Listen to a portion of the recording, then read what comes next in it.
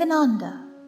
I've been teaching yoga around the world for over 30 years, sharing my blessings by offering free yoga classes, currently on the most beautiful beach in America, here in Siesta Key, Florida. Furthering my collaboration to raise personal and planetary consciousness, I now present Beyond the Matrix, a program in which I have thought-provoking conversations with authors, scholars, teachers, and healers who are on the cutting edge of ideas which will inspire, educate, and open our hearts to the multiple ways we can transform our world.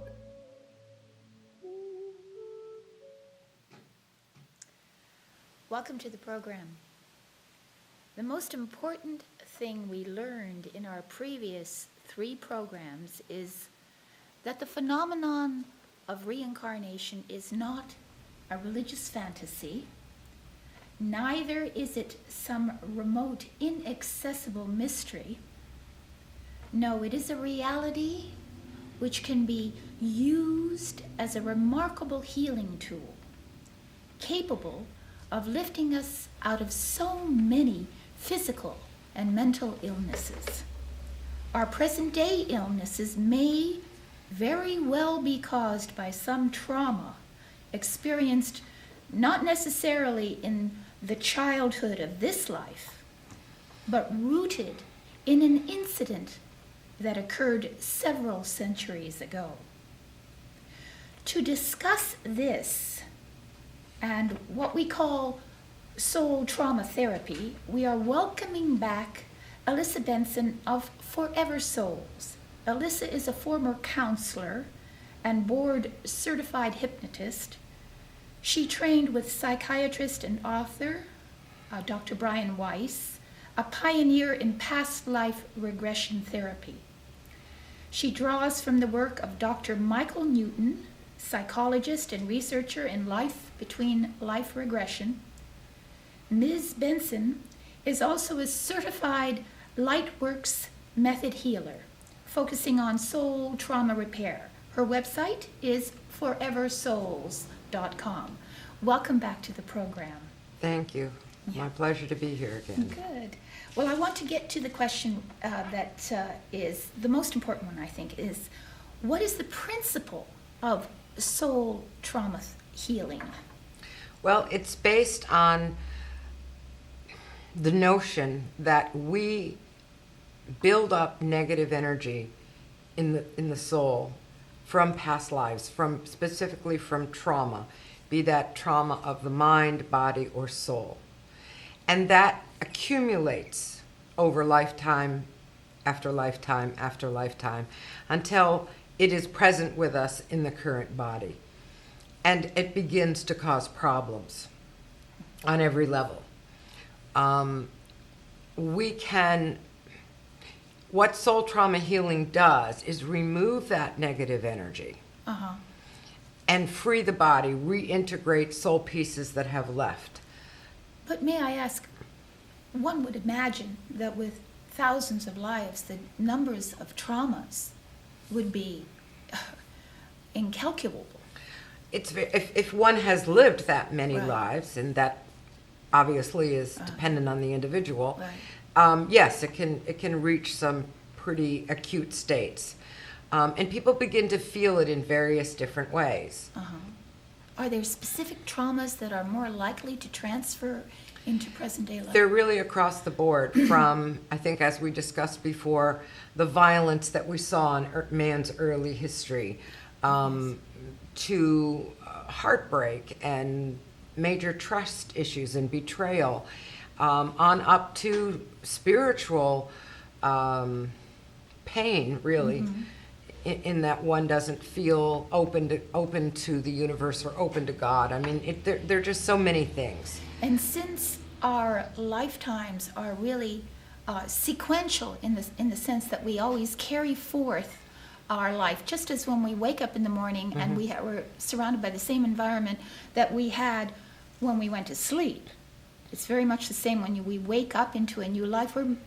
we carry on in the same environment, spiritual environment, emotional, and so on. So that's probably why.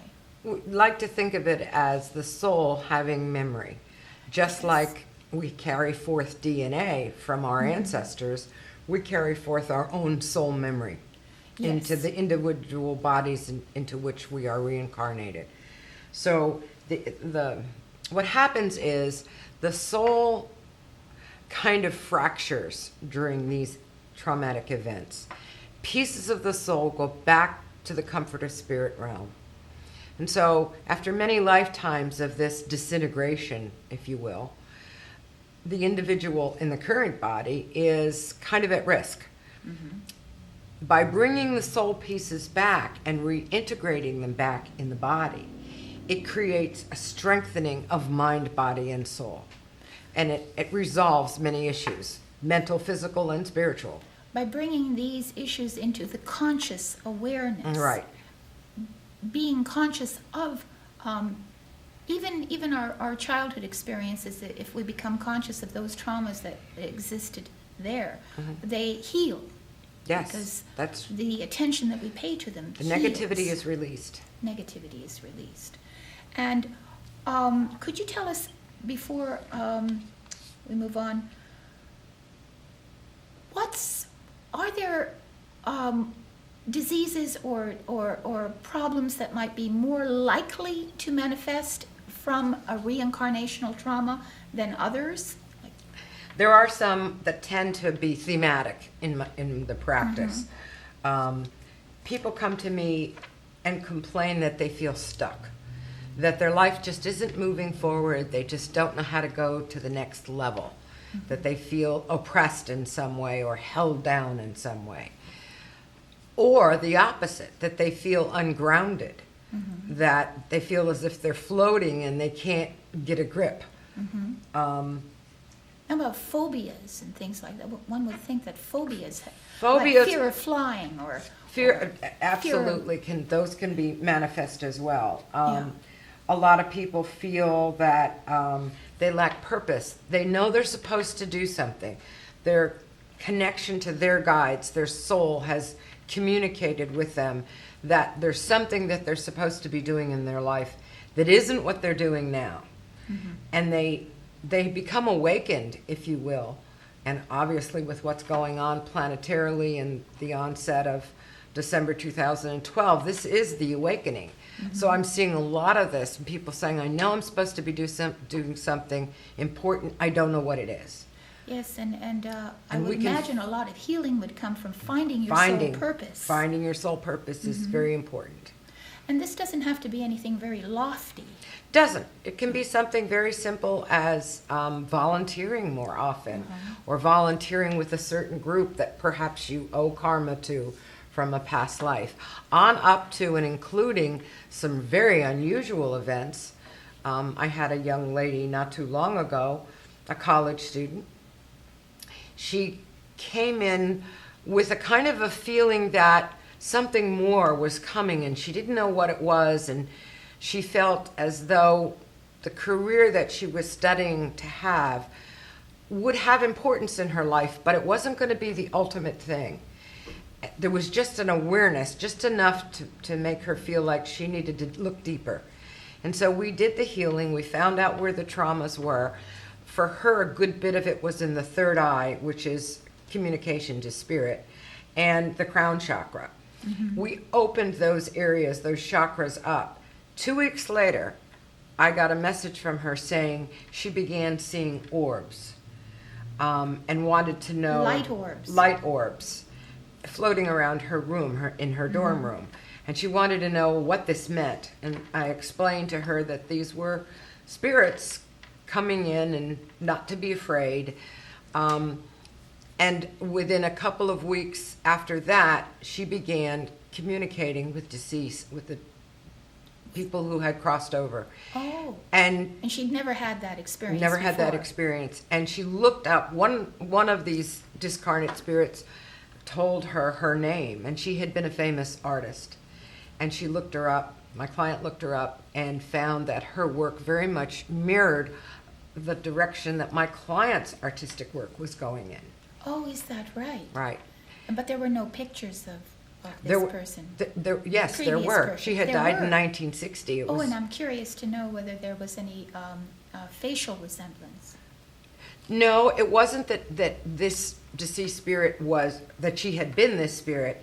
It's that this spirit had come in to communicate with her. I see. So that was her guide.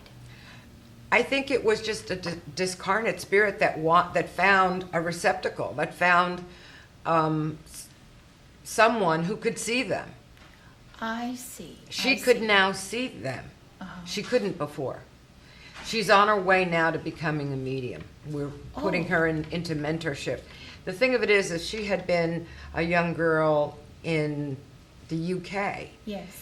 At this point in her life, or perhaps even earlier, somebody would have taken her under their wing in one of the many metaphysical churches and begun to teach her how to use her craft, how to expand her awareness. So this is her life purpose. This is her life purpose. But in America, we don't have that kind of mentorship program officially.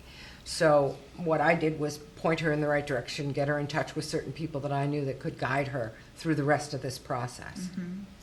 And so these are some of the benefits then Right. of soul trauma therapy. Absolutely. Are there others that we could discuss? Well, one of the things that we can do is take a look at the life path. Everybody has a life path. And we can determine if there are big obstacles in the way and move those obstacles. We can smooth out the life path and make it easier to walk. We How can do you look. do that? It's part of the protocol, part of the process of the healing process. Power of suggestion, you're saying? Yes, well, it's also part of the channeling that comes to me, through me, that I pass on to the client, in which I'm able to see the life path and describe it and say what needs to be done to smooth this out or remove an obstacle or bring more light into the light path. Or even look down the road and see if there's somewhere where the path diverges, swings off to the side, or stops. I see. Well, it's interesting. Mm-hmm. So how does then soul trauma healing differ from past life regression?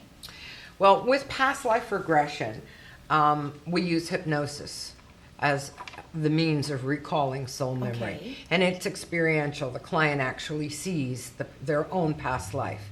With the soul trauma healing, the client may or may not see. Some of my clients do. As I see it, they see it too. But more often than not, they don't. This information is channeled to me by their guides and my guides. And I see it as a vision. And it unfolds, and I'm able to determine sometimes the way I see them dressed in a past life as to what era it occurred in. Sometimes that's not important. What's important is what happened. Well, the experience. What was the experience, Yes. and how did the soul feel at the point that experience occurred? Then we ask spirit to explain what's the correlation between what's going on in their current life and what occurred in the past life. There's always a connection. Yes. Always a connection. Or it wouldn't come up. Or it wouldn't come up at all. Right. And that connection is very much for the now. Because if I did another healing 2 weeks from now, it would be different. So sometimes then we ask spirit, or part of the process is just letting them know how these two events relate. Sometimes that's significant enough to give them the insight that they need to deal with what's going on now. But sometimes we'll go ahead and ask spirit, what would you recommend? I had a client not too long ago. I saw her in a past life as an opera singer, and spirit was telling me clearly, see, I can feel it now in my throat, Oh, yes. that she needed to use her voice, as her singing voice, as a means of getting rid of stress. And they said to me, it doesn't matter where she sings, in the shower or in the car or while she's vacuuming, she just needs to sing. Because this is a healing process for her. So it's a fifth chakra Right. and Throat chakra. yeah. Right. So do you do any do you do any therapy along with that? chakra-wise, or is it simply just Well, we're in the clearing soul the trauma? energy out of the chakra. We're Okay. clearing the negative energy out of the chakra. thought This whole energy. process starts with an assessment that's not unlike a Reiki assessment. I see. Passing the hands over the body, looking for subtle energy changes in the body. I see. And every practitioner experiences them a little differently. Mm-hmm. For me, it's a heat buildup in my hands. It's like I get a blast of heat out of their body that I can feel in my hands as I pass my hand over their body. Sometimes I feel it in the chakra. Sometimes not. It could be in the feet or the knees. Well, technically you could say those are chakras too. But wherever I feel it, I make a note of it, and then we go one by one, place by place in a full healing to determine, what went on in each of those Areas. in And the there past may- life. So there may be even a past life connected with, a different past life connected with every one of the chakras? Oh Is yeah, that- sometimes they're mostly all different. They're mostly all different. Mm-hmm. So, So we're scanning there's a maybe whole 7 book. years. There's a whole, each one is a chapter. Right. We're scanning like 7 lifetimes in one healing session. I see. But usually the curious thing is they all have an interconnected theme. Yes. The theme could be one of dealing with betrayal, or dealing with trust issues, or dealing with insecurities. Yeah. So each time I go look in a chakra or a part of the body for the event and make the connection, it's connected to the next one. This might be also valuable for someone who has difficulty or fear of hypnosis, Correct. This is another way to get at the issues. to get at the issues without having to go through that process. Without Because having I've spoken to a lot of people who say that they are not hypnotizable, or they fear giving over control. Right. Is really what it is. Right. Yeah. So that's Technically, And practically how anybody. many sessions does it take, do you think, before the subject experiences a healing? 1, 2, 3? Everyone different? Most, and I'm going to say 99%, have an immediate reaction. They'll get up off the table feeling lighter, more grounded, purposeful again. Their head's clear. They know where they're going. Some people, it's a small number, but some people need more than one to really begin to feel the effects. But the effects continue. That's the interesting thing about this type of healing, is the effects continue sometimes for weeks. And then people will come back a month later and say, I'm ready to take a look again. And there'll be a whole host of different lives to look at and different issues to deal with. But it just must be fascinating on the level of finding out. It's as if you've rediscovered huge parts of yourself Yes. that were with you. Of course, your reincarnational lives are a part of you, but a part that remains obscure for most people. And it must be quite a revelation to find out. It is, and they really do relate to it. Let me give you an example.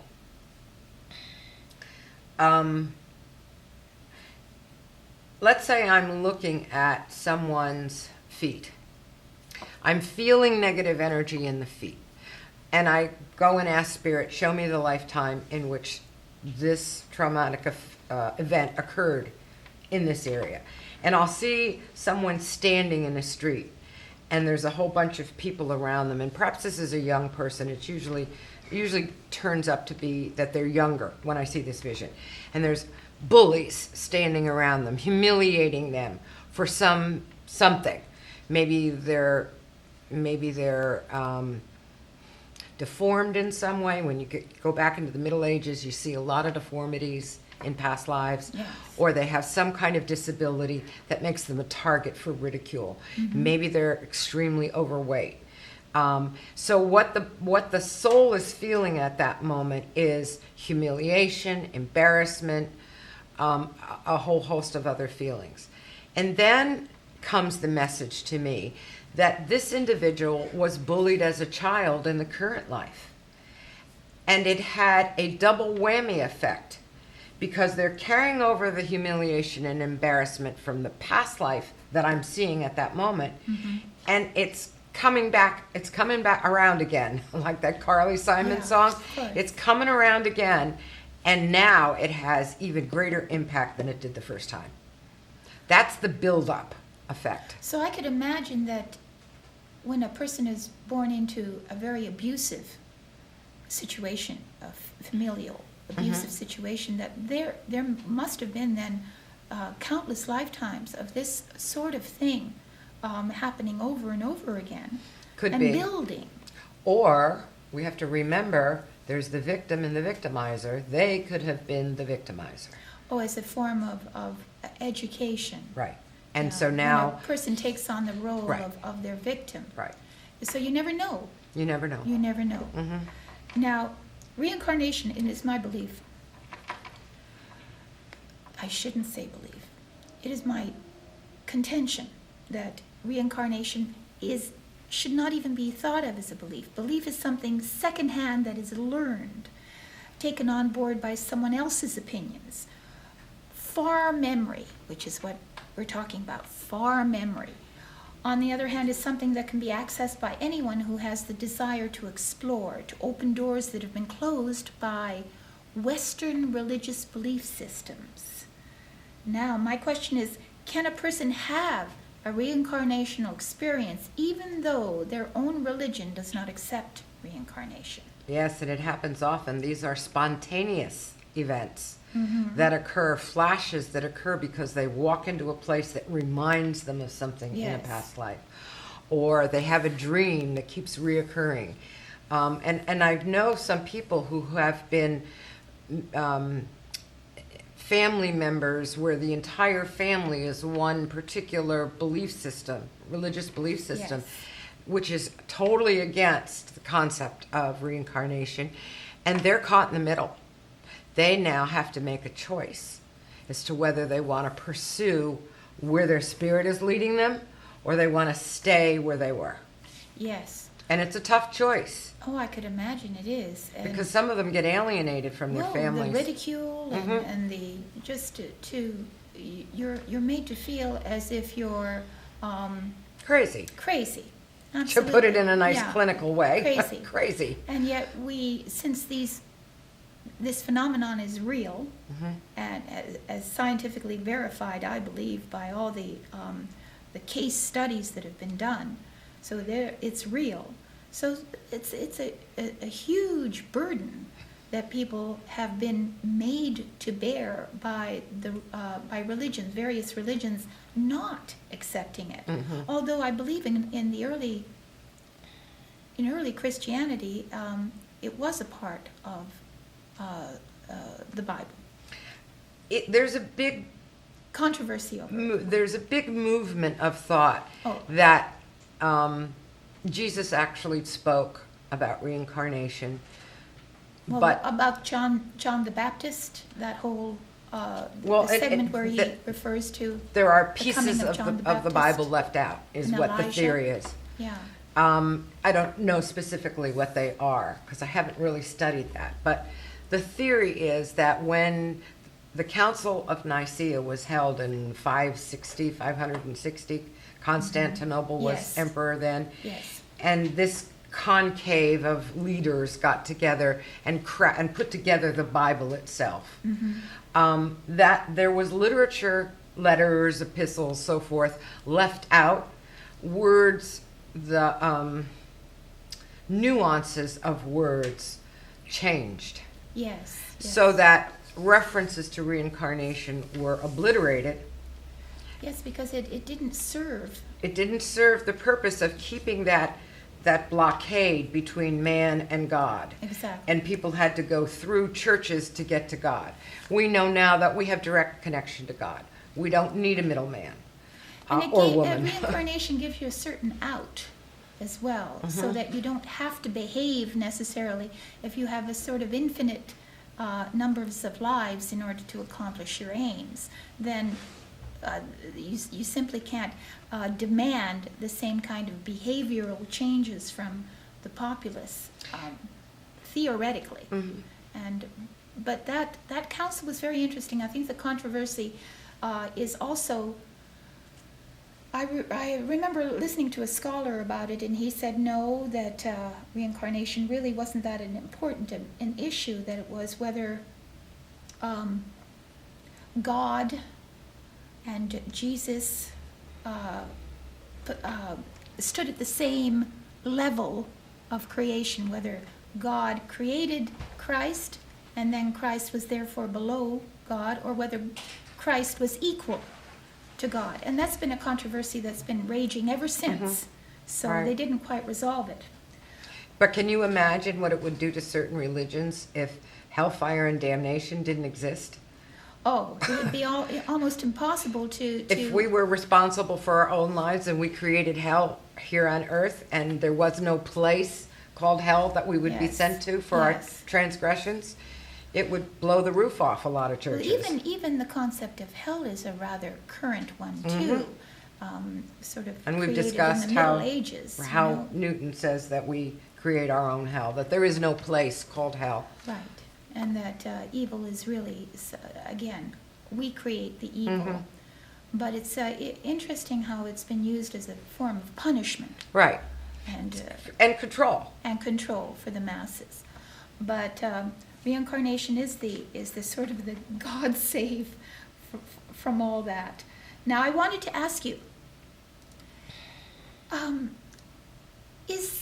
to me, it does sound a little similar to shamanism.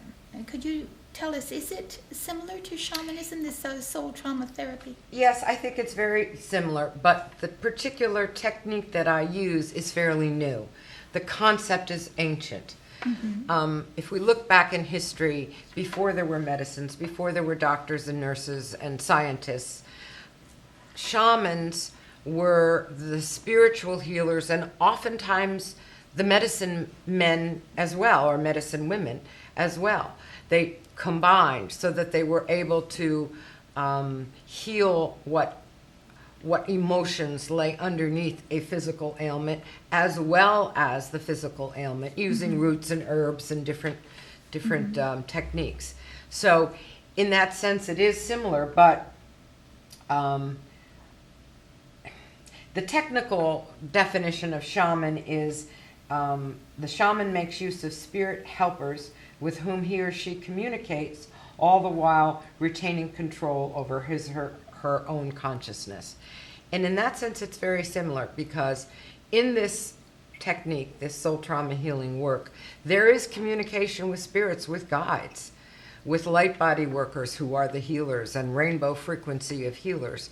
Those are the entities that speak to me when I'm working with someone and give me the information. I'm just the telephone. I pass the message from them on to the client. So That's interesting, because Edgar Casey, who was a channeler, right. Often used the same entity when he read for people, but then sometimes not. Right. Sometimes they would change depending on the nature of the question Right. being asked. And the to him. problem. And the problem. Right. So do you find that you have the same guide, or do you use different ones? The technique that I use is the Lightworks healing method, and this is a group of guides. But specific ones. Specific ones, but not individual ones. Or if there are individuals, they don't identify themselves as being different than the They don't group. come with a It's name? not like they come and say, hey, I'm Harry and I'm going to help you No. today. No? No. It's just the energy from this group. I And see. my sense of it is that different ones deal With different problems. pass on the information Well, that's to me. very interesting, Right. because the whole phenomenon is very interesting as to who comes through with the information. Well, this whole process was originally channeled to a local woman who, many years ago, maybe 18, 19 years ago, was a very professional. Her profession was very mathematical and black and white, and this whole concept would have never been part of her belief system. But her brother died, and as he was dying, she asked him if there was any way that he could tell her what was going on when he crossed over. And he said, if I can, I will. And shortly after his death, he appeared to her. She could literally see him.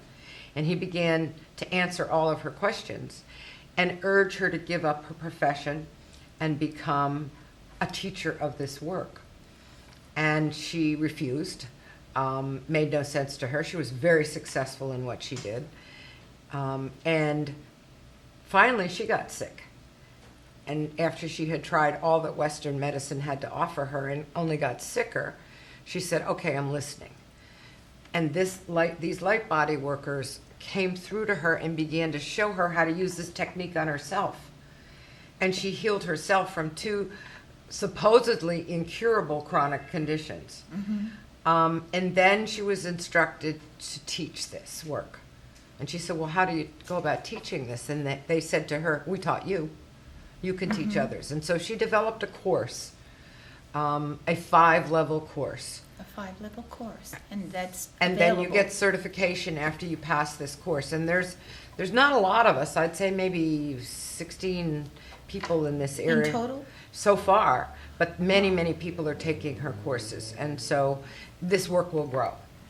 And could you tell us a little something about the course? I mean, Well, there's the basic protocol that you are to use, how you begin the process, how you make the connection to spirit, how you connect your heart chakra with your client's heart chakra, and then how you put a protection around both so that no other entities can come in except the ones you invite.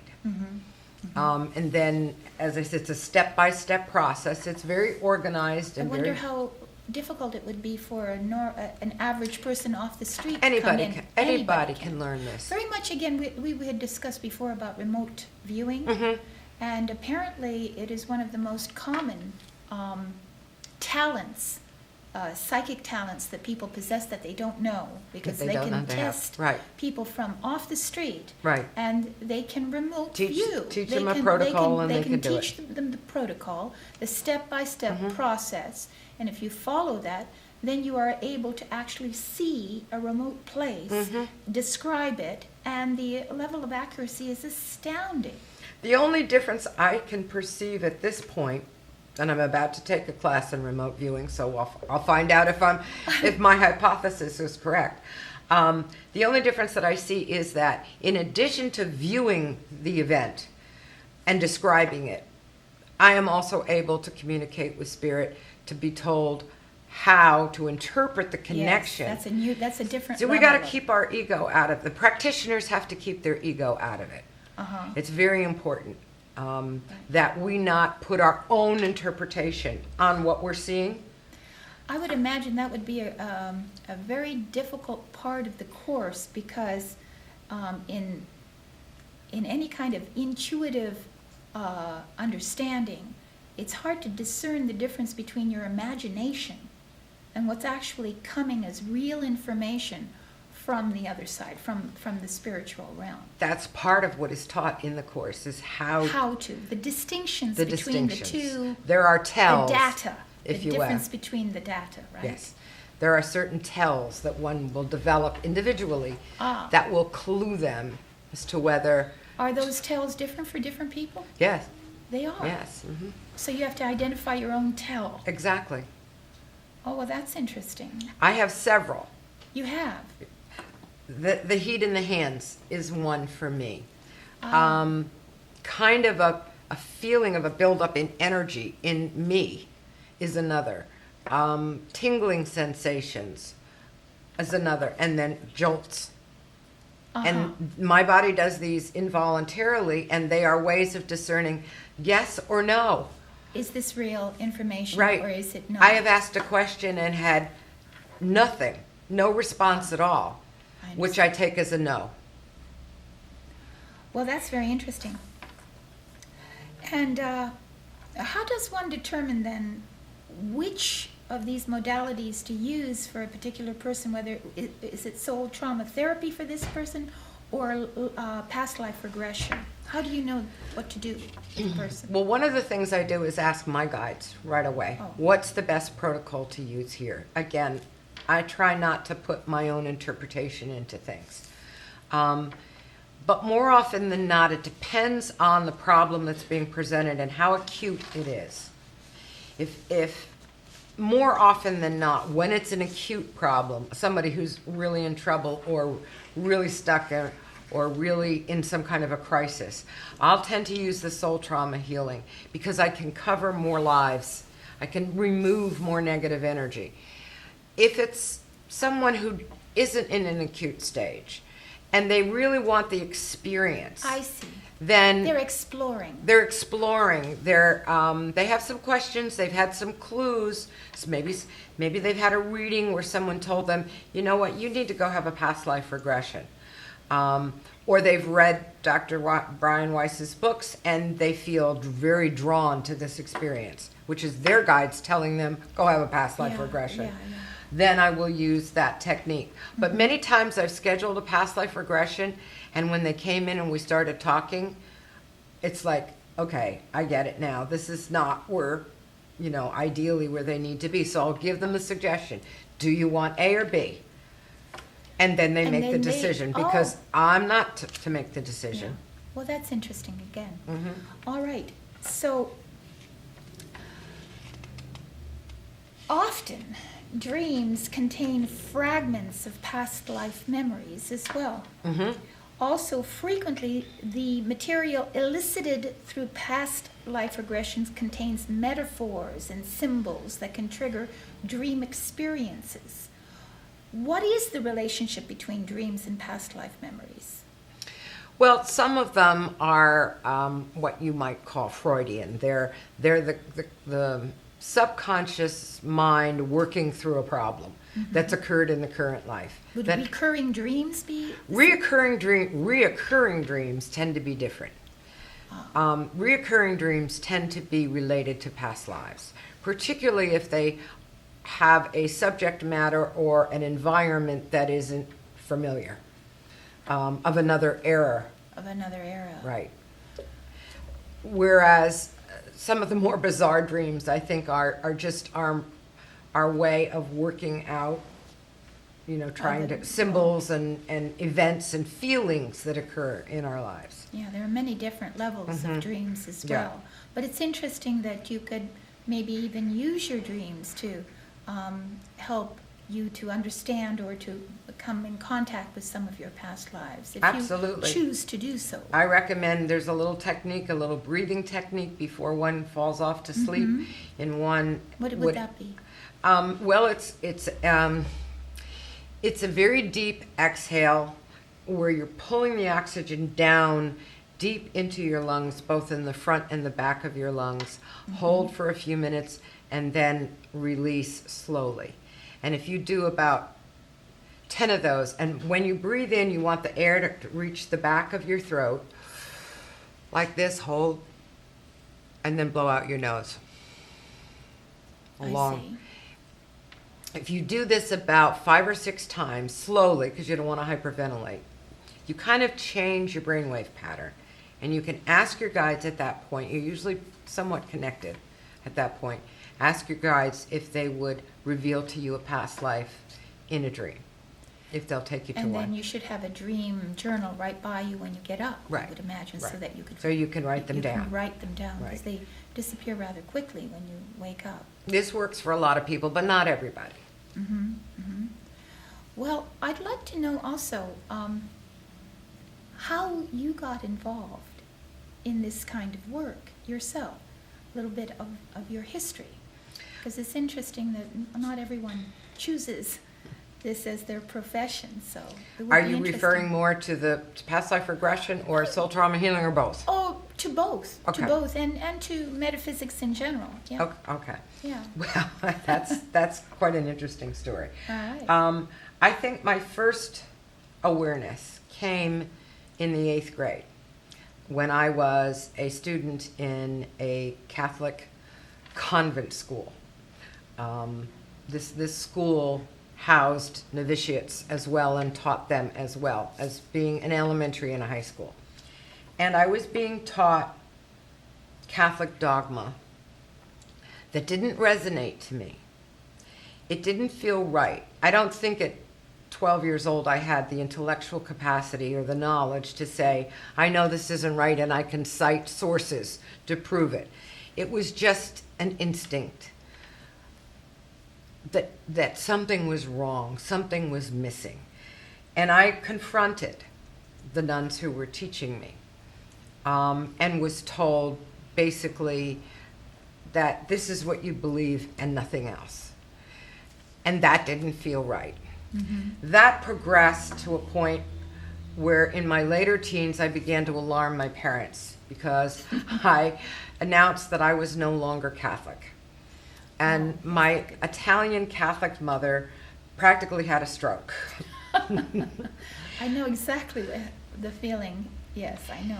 I had So, a similar experience. When I was 18, we lived quite near New York in New Jersey, and she happened to have a friend that worked in Bishop Sheen's chancellery. Now, Bishop Sheen was the first TV evangelist, and he was an excellent speaker and a brilliant man. And we used to watch him on TV, and he fascinated me. So when she said that I was going to see Bishop Sheen, I was both horrified, in terror, and fascinated at the same time. And I could remember sitting in his chancellery shaking like a leaf. But he came in and he was very charming, and he said, so your parents tell me that you don't want to be Catholic anymore. And I said, yeah. And he said, why is that? And I listed my litany of complaints. To which he replied, well, sometimes we just have to take things on faith. And he said, I don't necessarily believe everything either, but I accept it because it's part of my faith. And I said, with all due respect, Bishop Sheen, that's the problem. I don't have that faith, and I don't want to be a hypocrite. And he said to me one of the wisest things I've ever heard. He said, then go out and find what you believe in. And I spent the next 30-some years searching, reading about different religions and different belief systems, and searching. Until I met Brian Weiss in my late 30s. He was at a party that a friend of mine gave. My friend was also my classmate, and we were at Barry University getting our master's degrees in social work.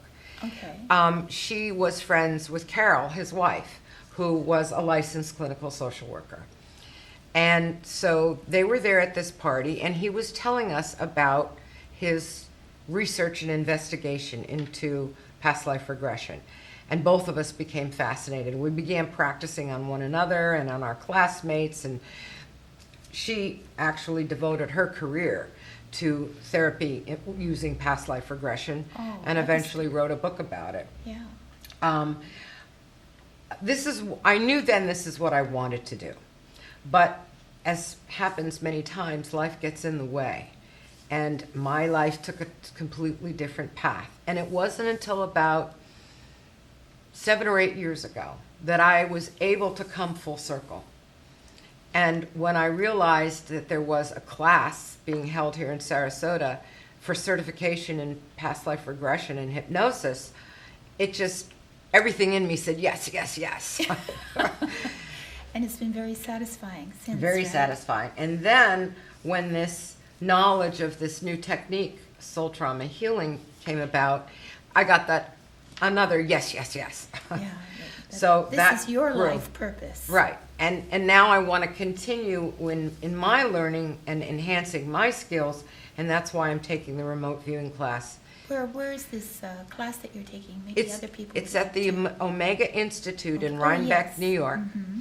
And I read Psychic Warrior by David Morehouse, which was a fascinating book. He was the military man who was a viewer. Yes. But I'm actually taking the course at Omega given by 2 professors from Stanford University. And Stanford was the original research lab for this work. I remember reading about that. Which yes. I think the government gave them the grant to study this during the Cold War because they were trying to keep up with the Russians who had already started this program. And who may be continuing. They may well be continuing. Yeah. They say we're not. I'm not so sure about that. I'm not so sure about that either. It's too powerful a technique. One would think, why would they abandon something that works? But, it's neither here nor Well, they have there. drones now. They have drones. Yes. Well, technology mimics all our psychic powers, basically, I think.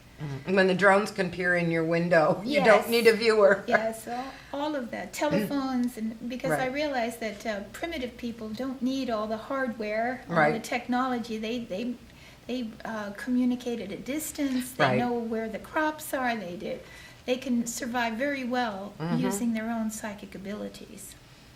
I had forgotten to mention, but my friends have been asking me to ask you because, of course, with women, the most important issue is always relationships.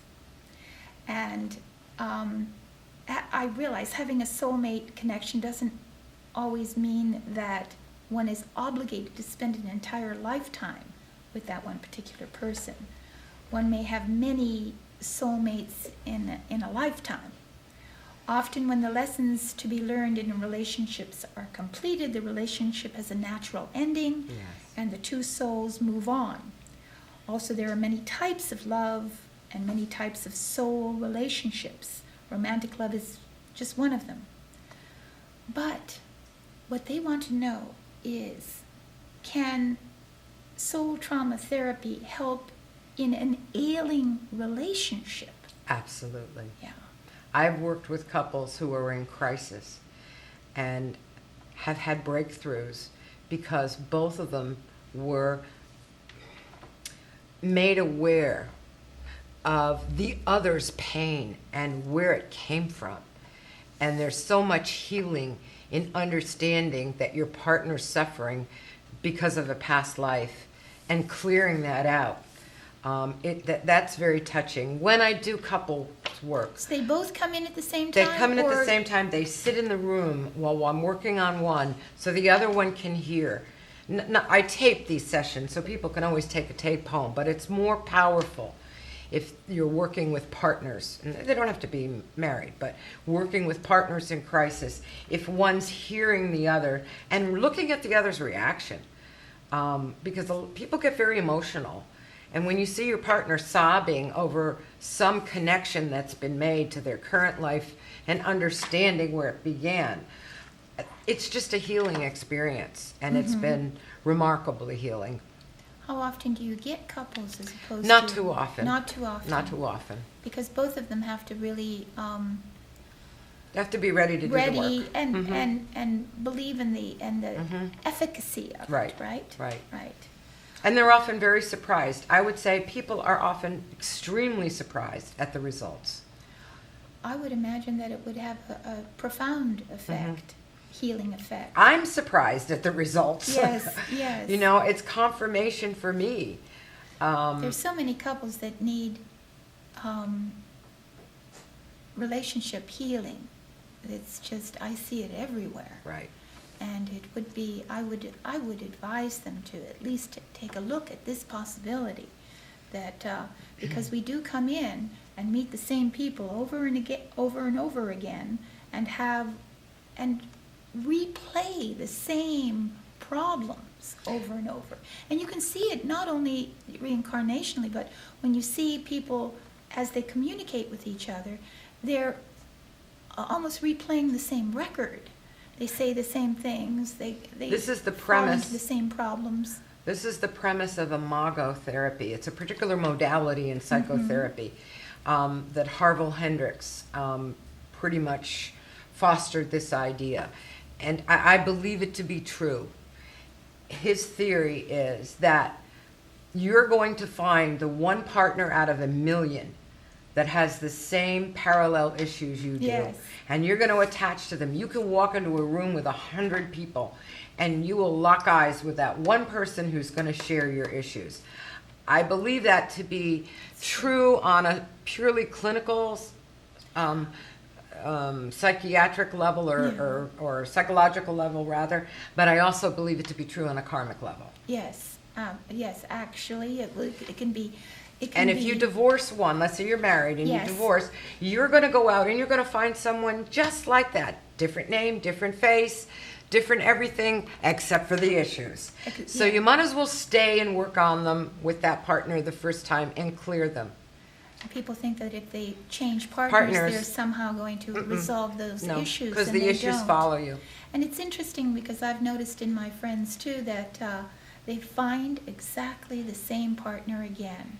And really, they even look alike often.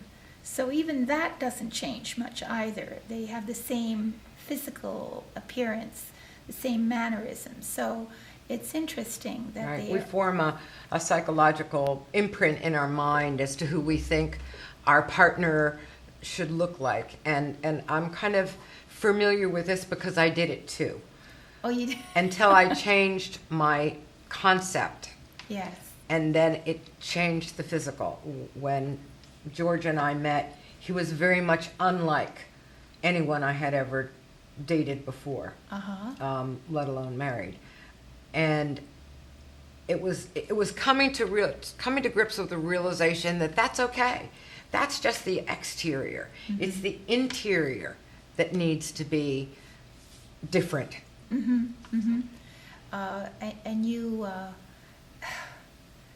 And you chapter in your forward evolution, probably, right? Right. Yeah.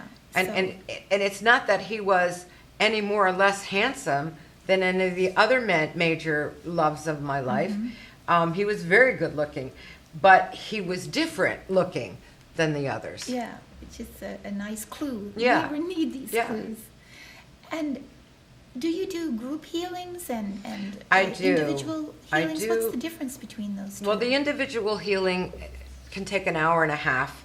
We're doing a full body healing. When I do the group work, I can only work with a limited number of people at a time. So, because there's just me to do it. So I limit the group to 7, 7 in the group. 8 max. Mm-hmm.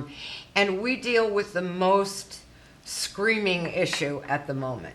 And I'll do that body assessment, and one place will pop out and say, For the individual. each individual. Each individual, Right. one at a We time. sit in a group in a circle. I'll go around the circle. I'll do an assessment of each person in the circle. Everybody's got one thing that's screaming. And that's what we'll target for that individual. But everybody gets that healing energy that is within our The circle. group dynamic. Right. Right. Right. And so we do the clearing and bringing back the soul pieces for that individual and then move on to the next. And what I found is interesting is that once again, those themes pop up. Each time we have one of these sessions, there's a theme involved and everybody's sharing the same theme. So even though, do these people know one another? Sometimes they do, sometimes they don't. Ah. Sometimes they'll know some people in But the they group, but do not the rest. share, regardless, they share these Right. themes that. It just goes to show you how spirit directed Yeah. this is, this Yeah. type of healing is. Uh-huh, uh-huh. And can someone solicit you to be a member of this group?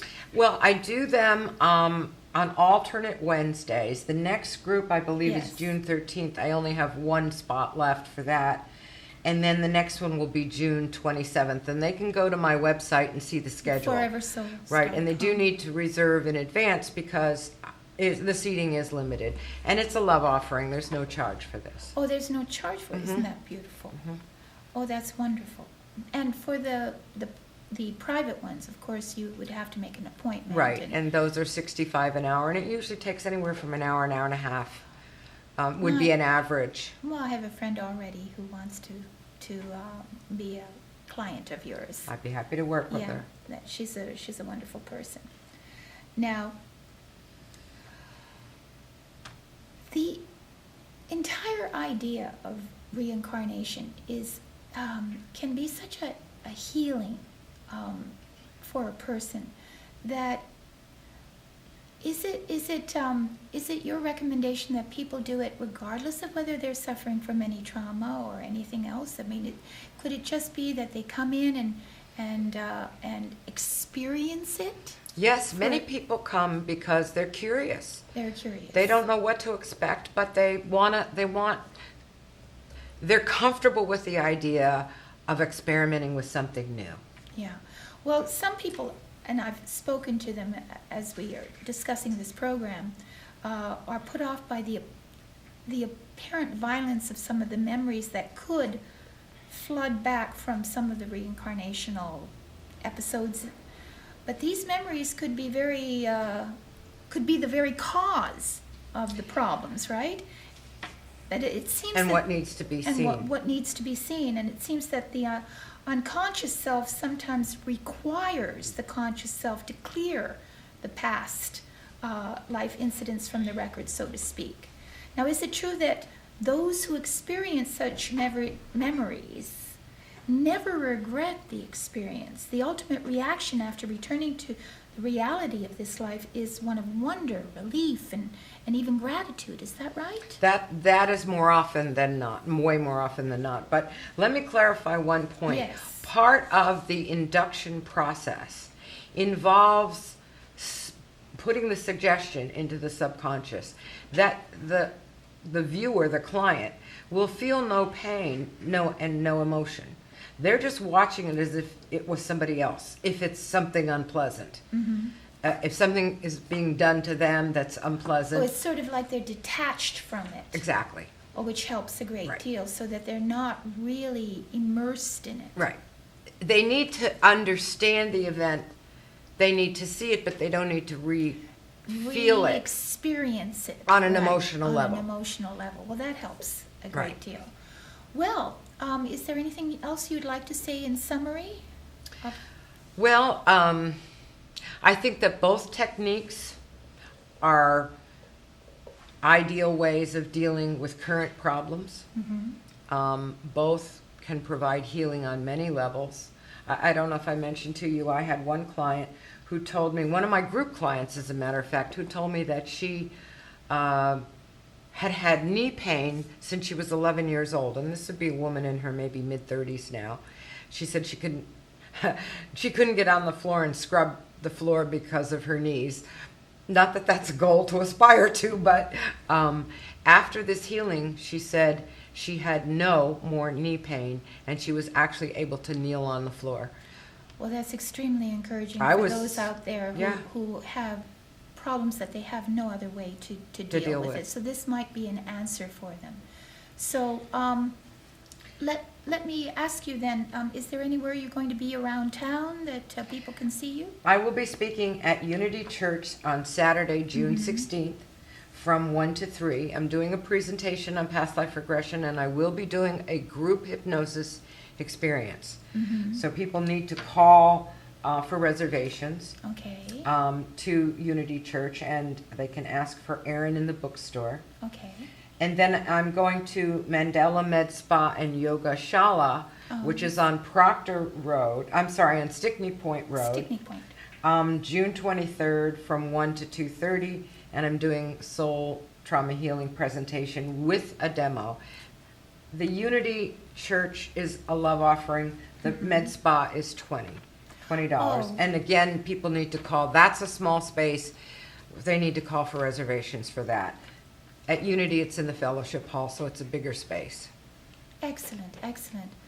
Well, if a person is looking to integrate their soul, body, mind, then by discovering who they were in their past life seems to me to be an excellent method to start. And so I thank you very much for coming to the show and sharing all your knowledge with us. I really appreciate it. Thank you very, My very pleasure. much. Thank you for having me. You're welcome.